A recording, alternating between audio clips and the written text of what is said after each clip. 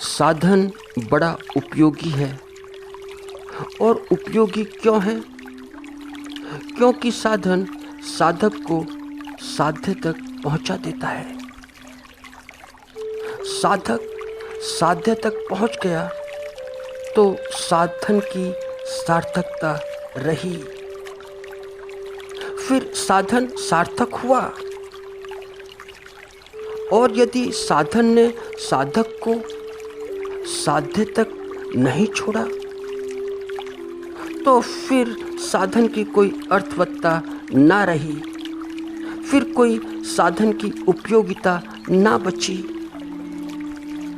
क्योंकि जिस साध्य तक साधक को साधन ने छोड़ना था, जहां उतारना था, वहां नहीं उतार सका। और क्योंकि वहां पर नहीं उतार सका तो फिर साधन अर्थपूर्ण ना रहा। अब तुम्हें कहीं जाना है तो कोई गंतव्य है कि जिस गंतव्य पर पहुंचना है, तो उस गंतव्य तक पहुंचने के लिए कोई साधन तो चाहिए ही। साधन फिर कोई भी हो, वह व्यक्तिगत हो या फिर सार्वजनिक हो।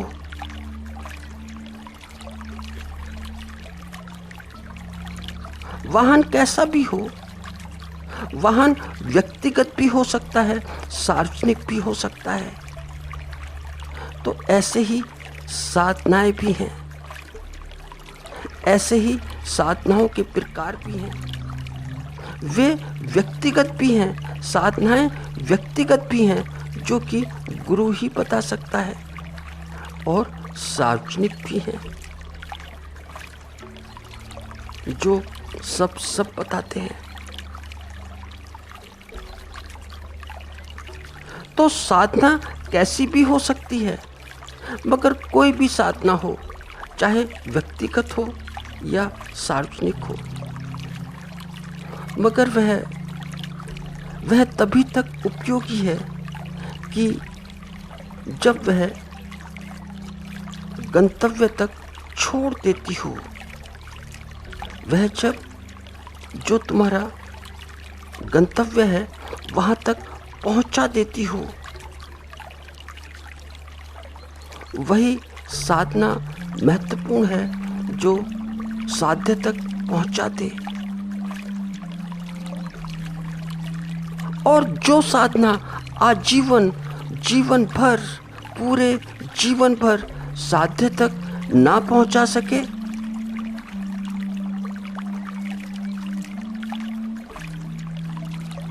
तो यह तो बात कुछ ऐसी हुई कि जैसे वाहन में बैठ गए, कोई भी वाहन हो, आधुनिक वाहन हो या पुरातन काल का, बैठ तो गए,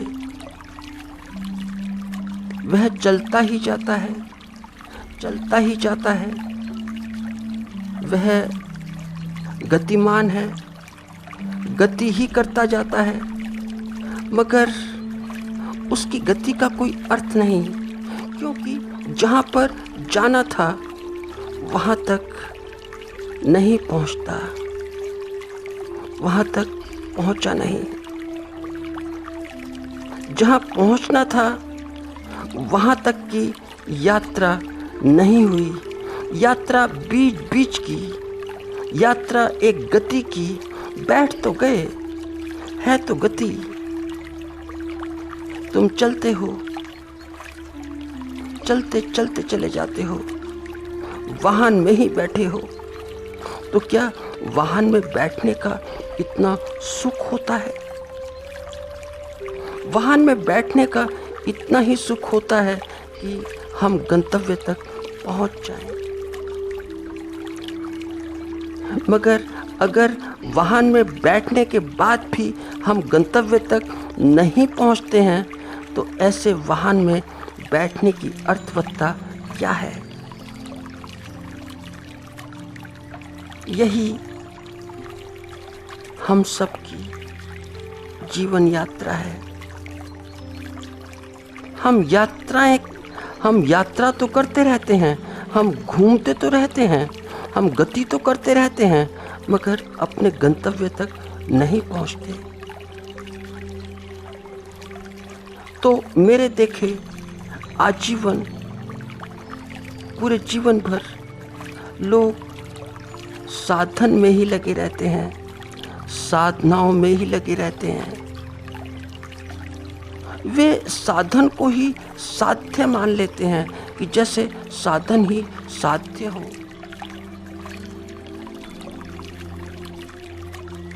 जैसे कि कोई ध्यान करे और ध्यान का साधन अपना ले, तो ध्यान ही ठीक है। ध्यान साधन है, जरूर है, मगर तुम कभी अपने ध्यान से पूछो कि क्या ध्यान साध्य तक पहुंचा? तुम कभी अपने ध्यान से पूछो कि साध्य के आसपास की ऐसी कोई खुशबू आई, कोई तरंग आई, कोई महक मिली? नहीं मिली।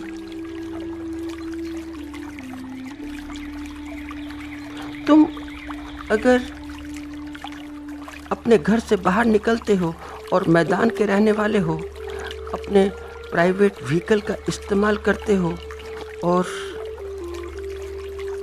दूसरे नगर पर जाते हो और नगर भी एक पर्वत का हो, तो जैसे ही ये पहाड़ शुरू होते हैं तो सारा वातावरण सारा परिवर्तित होने लगता है।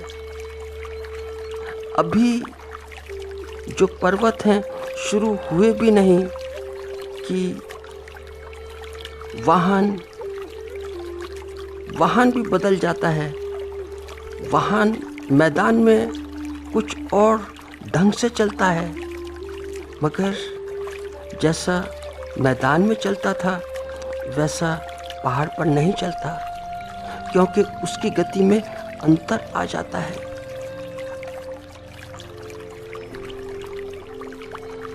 तो वाहन कोई भी प्रयुक्त किया जा सकता है, प्रार्थना का,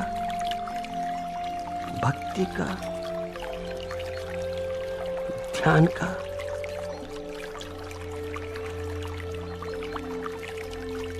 साधन तो कोई भी ले लो, मगर साधन की निष्पत्ति सिर्फ इतनी सी है कि साध्य मिला या नहीं, साध्य जैसा वातावरण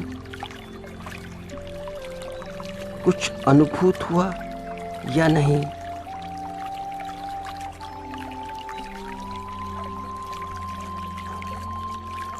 साधन की बस इतनी निष्पत्ति है कि प्राप्त क्या हुआ, क्या अनुभव हुआ। यदि साध्य का अनुभव हुआ तो फिर साधन ठीक है, तो फिर ठीक साधन चुना है।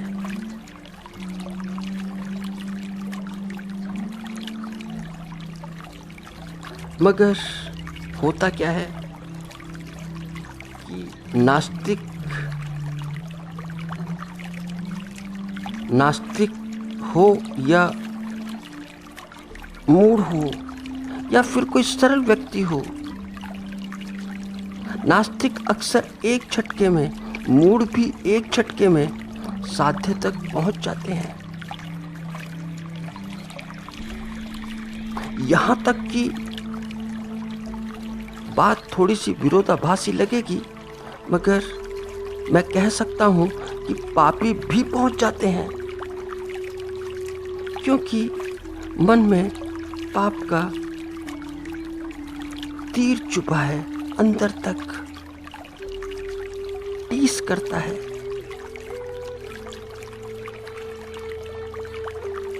तो वे साधन का उपयोग नहीं करते, मगर जब साधन का उपयोग करते हैं तो पूरा पूरा करते हैं, संपूर्ण रूप से करते हैं। और साधन का पूरा पूरा उपयोग क्षण भर के लिए भी किया जाए, एक क्षण के लिए भी, थोड़ी देर के लिए भी, तो साधन व्यक्ति को साध्य तक पहुंचा ही देता है।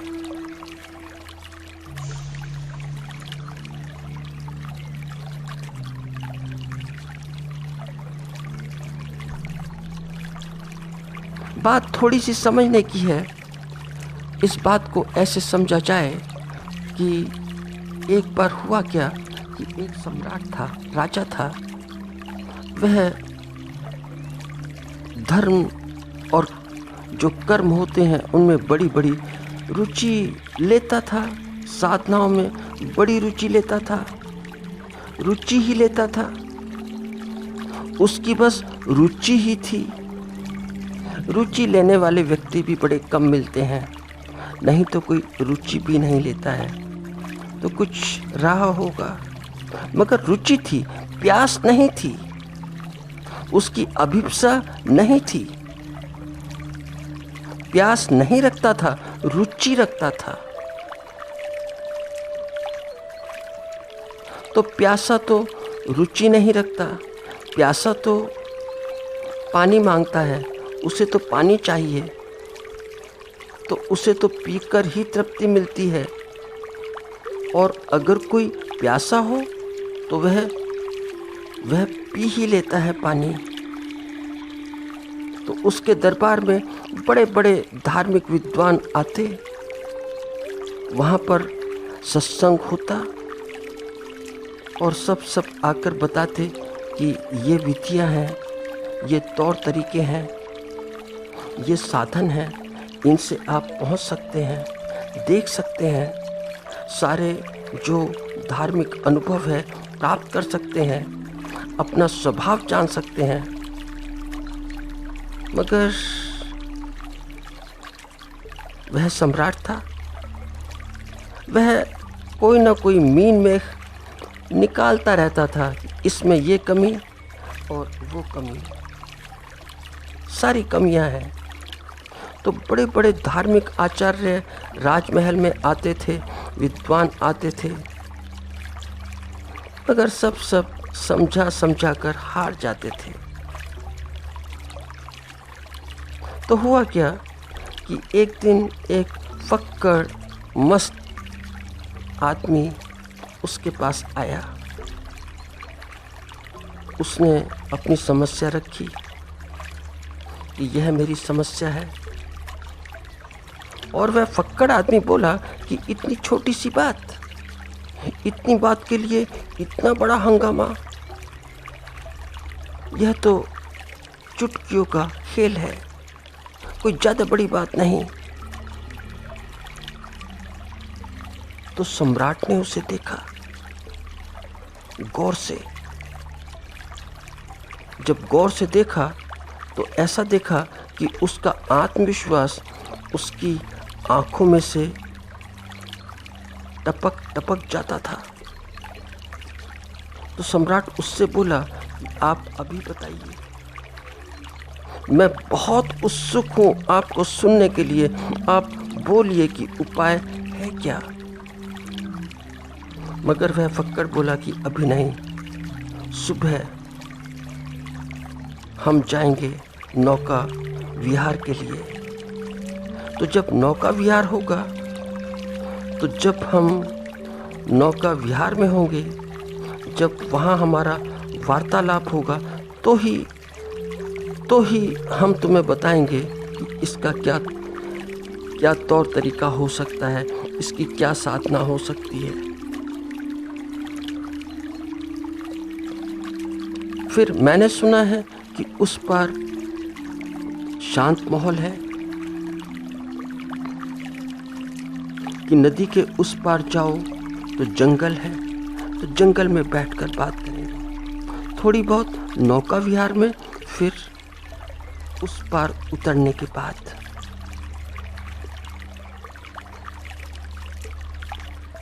तो हुआ क्या कि बड़ी मुश्किल से राजा ने रात गुजारी। ऐसी रात गुजारी कि सुबह बस आ जाए। सुबह आ गई। वे गए उस नदी किनारे। जब वहां गए तो वहां पर बहुत सारी नौकाएं थीं। तो नाविकों ने देखा कि राजा, तो सब नाविक आग्रह करें, सुंदर सुंदर नौकाएं, बहुत नौकाएं, कि मेरी नौका पर बैठ जाएं। फिर राजा, जैसा राजा का स्तर, वैसी ही स्तर की नौकाएं भी चाहिए। तो बड़ी दिखाई गई कि इस नौका पर बैठिए, उस पर बैठिए, बहुत नौकाएं। मगर वह फक्कड़ बार बार बोल दे कि यह नौका ठीक नहीं, यहाँ पर नौका विहार ठीक नहीं, यह नौका उस पार नहीं उतार सकती, ये भी ठीक नहीं, वो भी ठीक नहीं। बहुत देर हो गई। उस फक्कड़ ने सारी नौकाएं ठुकरा दी। जब सारा समय व्यतीत हो गया तो राजा परेशान होकर बोला, बड़ा परेशान होकर, कि आप कैसी बात करते हैं, क्या बात करते हैं? आप किसी भी नौका में बैठ लीजिए, नौका विहार भी हो जाएगा और हम उस पार भी उतर जाएंगे। हम जो पार का एक किनारा है वहाँ पर उतर जाएंगे, वहाँ पर जंगल ही जंगल हैं, फिर वहाँ वार्तालाप होगा। आप नौकाओं को मना करते हैं। नौका का क्या है, नाव का क्या है? कोई भी नाव आपको उस पार उतार सकती है। जब उस फक्कड़ ने राजा की यह बात सुनी तो फक्कड़ खिलखिलाकर हंसा, बहुत खिलखिलाकर, और वह बोला राजा से कि क्या तुमने अपने बोले शब्द सुने हैं? कि तुमने बोला क्या है?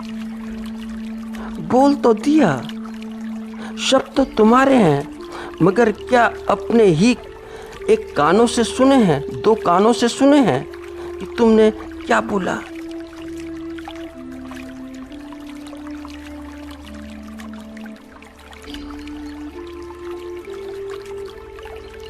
नहीं सुने। तुम्हारे ही दोनों कानों ने अपनी ही ध्वनि को नहीं सुना। हो तो महाराजा, पर लगते बड़े महामूर्ख हो। क्या तमाशा रोज का ऐसा खड़ा करते हो कि